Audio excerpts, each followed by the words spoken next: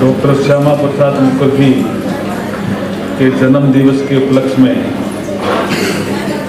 आयोजित महिला कल्याण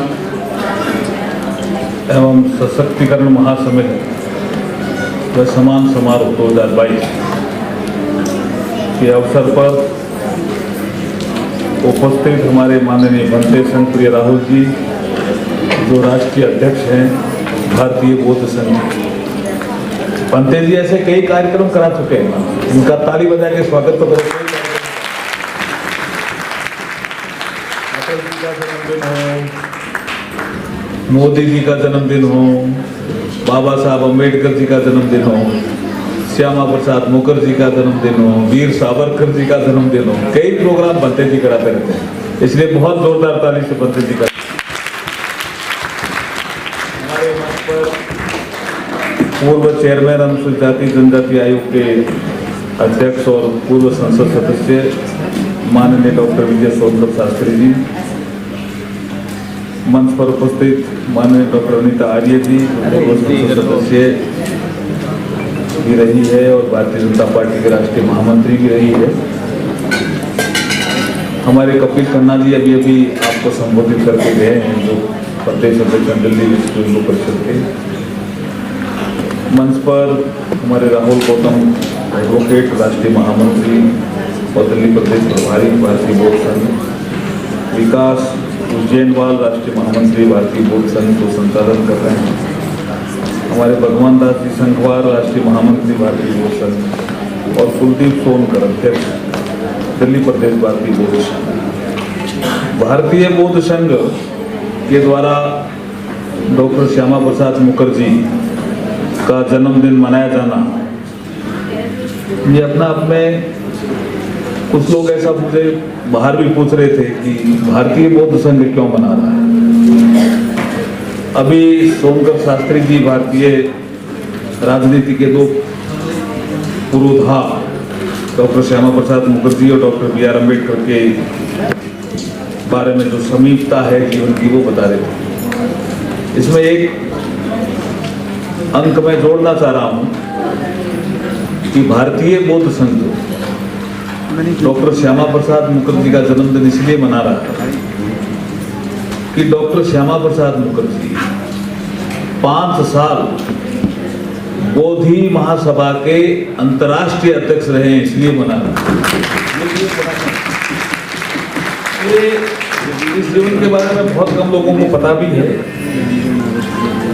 जब ये कुछ अवशेष अंग्रेज ले गए थे भगवान बुद्ध के इंग्लैंड, उनको लाने में जो समीपता बाबा साहब अम्बेडकर की और श्यामा प्रसाद मुखर्जी का जिक्र कर रहे थे सोनकर शास्त्री जी, उसमें एक समीपता ये भी है कि श्यामा प्रसाद मुखर्जी के प्रयासों से, उनका हेडक्वार्टर उस समय कलकत्ता होता था बोधि महासंघ का, और वहां से वो प्रयास करते थे कि ये भगवान बुद्ध के अवशेष रेलिक्स जो उधर गए हुए हैं उनको लाया जाए, और वो लाए भी, प्रयास करके 5 साल रहे। बाबा साहब भी लिखते हैं अपनी पुस्तकों में कि जब वो अवशेष आए थे और जब वो श्रीलंका गए, बर्मा रंगून गए, आपके थाईलैंड गए,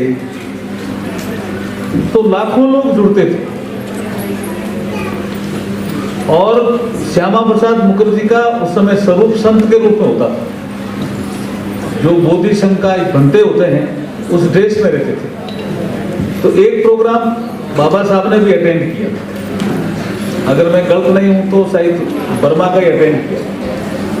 बर्मा का एक प्रोग्राम बाबा साहब ने भी अटेंड किया था, और उसमें बाबा साहब लिखते हैं कि 20 लाख लोगों का हुजूम स्वागत कर रहा था श्यामा प्रसाद मुखर्जी का कि आप वो अवशेष लेकर आए। ऐसे हमारे महापुरुष की आज जयंती है। भारतीय राजनीति के तो पुरोधा हैं ये।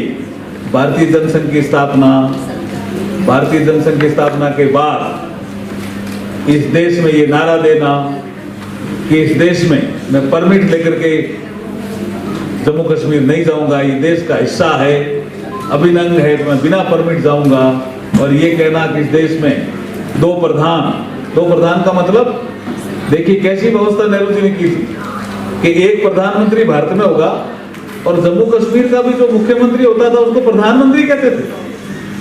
इसलिए मुखर्जी साहब ने कहा कि एक देश में दो प्रधान, ये नहीं चलेगा। संविधान हमारा भी बढ़ रहा था और जम्मू कश्मीर की असेंबली को भी पावर दे दी, स्पेशल स्टेटस जो धारा 370 कि आप भी संविधान बनाओगे तो दो विधान। तो ये ऐसे कैसे चलेगा इस देश में? इस देश में दो प्रधान, दो विधान और दो निशान। भारत का तिरंगा झंडा था, लेकिन वहां तिरंगा झंडा कम लहराता था और जम्मू कश्मीर का झंडा ही ज्यादा लहराता था। अभी जम्मू कश्मीर हाउस यहां देखना कभी, अब तो 370 समाप्त होने के बाद एक ही झंडा लहराता है।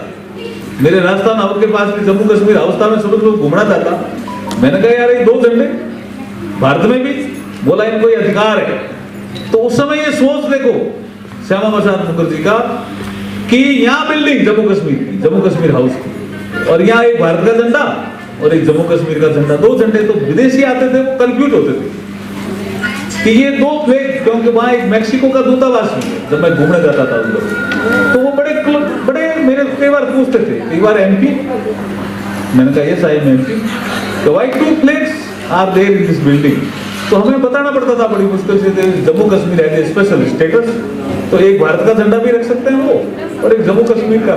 लेकिन ये दुविधा थी, उसका सबसे पहले विरोध किया डॉक्टर श्यामा प्रसाद मुखर्जी ने। इसलिए हम नारा लगाते हैं, जहां हुए बलिदान मुखर्जी,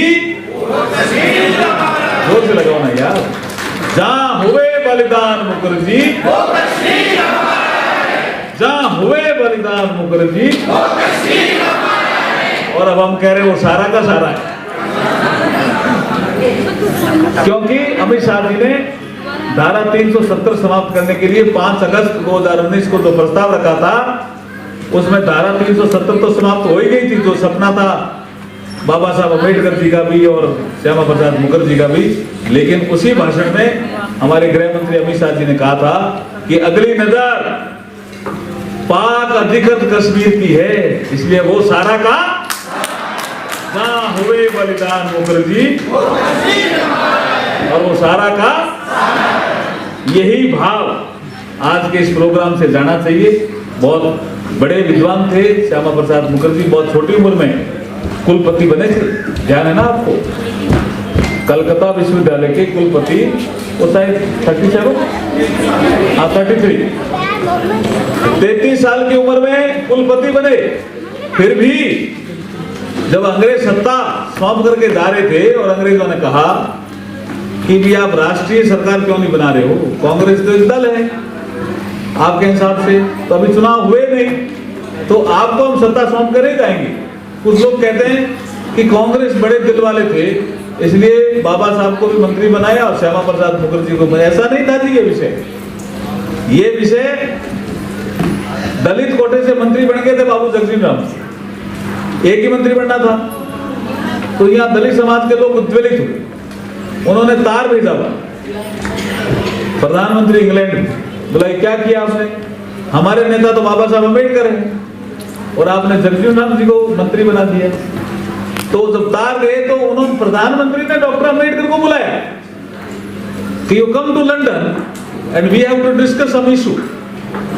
तो जब बाबा साहब प्रधानमंत्री इंग्लैंड से डिस्कस करने गए, एटली था, एटली प्रधानमंत्री दक्षिण के बाद, एटली, उनसे डिस्कस करने गए तो उन्होंने कहा भी आपका नाम क्यों नहीं दिया इन्होंने, तो उन्होंने कहा वो तो कांग्रेस पार्टी है, मैं उसका विरोध करता हूं, और मेरा शेड्यूल कास्ट फेडरेशन मेरी अलग पार्टी है। बोला इसलिए, तो वो तो चुनाव हुए नहीं, तो पहले वो कैसे मंत्रिमंडल तय कर सकते हैं, तो वो तो आप माउंटबेटन से पूछिए। तब उन्होंने कहा डॉक्टर अम्बेडकर को जोड़ी, तो उन्होंने कहा ऐसे कैसे जोड़ सकते हैं, दलित कोटे से तो एक ही है। तो किसी ने कहा ये देखिए बाबा साहब का बड़ा दिल, किसी ने कहा जगजीवन राम जी को हटा करके बना दो। तो उन्होंने क्या कहा बाबा साहब ने, मैं यहाँ प्रधानमंत्री जी किसी आदमी को हटा करके और मंत्री बनने के लिए नहीं आया हूं, अगर आपको मुझे बनाना है तो जगजीवन राम जी भी मंत्री रहेंगे तो ही मैं बनूंगा, नहीं तो नहीं बनूंगा। ये बड़ा दिल था जी बाबा साहब का। इसलिए दलित कोटा एक ही था अंतरिम सरकार में, 47 में तो फिर 46 में सरकार बनी, अंतरिम कोटा एक ही था। लेकिन वहां से कोटा बढ़ा। कोटा क्यों बढ़ा?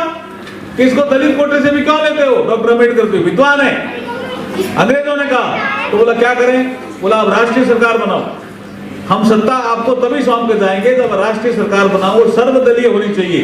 तो उन्होंने कहा किस किस को लें? तो बोला आपको विद्वान दिखते ही नहीं है। बोला हमें तो नहीं दिखते। बोला एक तो डॉक्टर अम्बेडकर का नाम भेज रहे हैं, ये विद्वान है, और एक आपका बहुत छोटी उम्र में वीसी बन गए थे डॉक्टर श्यामा प्रसाद मुखर्जी, क्या वो विद्वान नहीं दिखता आपके कलकत्ता यूनिवर्सिटी के इतने बड़े छोटी उम्र में? तो ये दोनों नाम वहां से सजेस्ट हुए थे, इसलिए दोनों नाम यहाँ आए, दोनों मंत्रिमंडल में रहे। नेहरू मंत्रिमंडल में राष्ट्रीय सरकार का दर्जा दिया था, इसलिए अंग्रेज सत्ता सौंप के गए थे। इसलिए इन महापुरुषों का बड़ा योगदान है वो सत्ता हस्तांतरण में। और सत्ता हस्तांतरण में समय ना देख लिया था कि नेहरू जी का झुकाव एक पक्षीय हो रहा है, इसलिए उन्होंने कहा हिंदुओं पर अत्याचार हो रहा है और आप ये क्या कर रहे हो?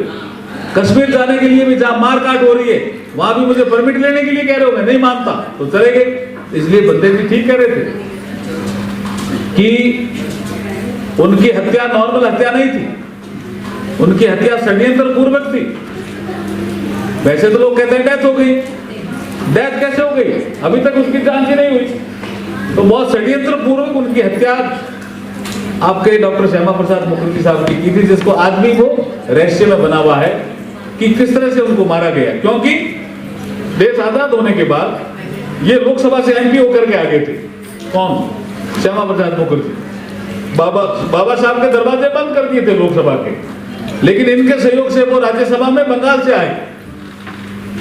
लेकिन वर्चुअली लीडर ऑफ अपोजिशन का दर्जा नहीं था, लेकिन डॉक्टर श्यामा प्रसाद मुखर्जी ने दूसरे दलों को मिला करके कहा कि हमें लीडर ऑफ अपोजिशन बनना चाहिए, मान्यता मिले या नहीं मिले, हम एक संगठन बनाएंगे।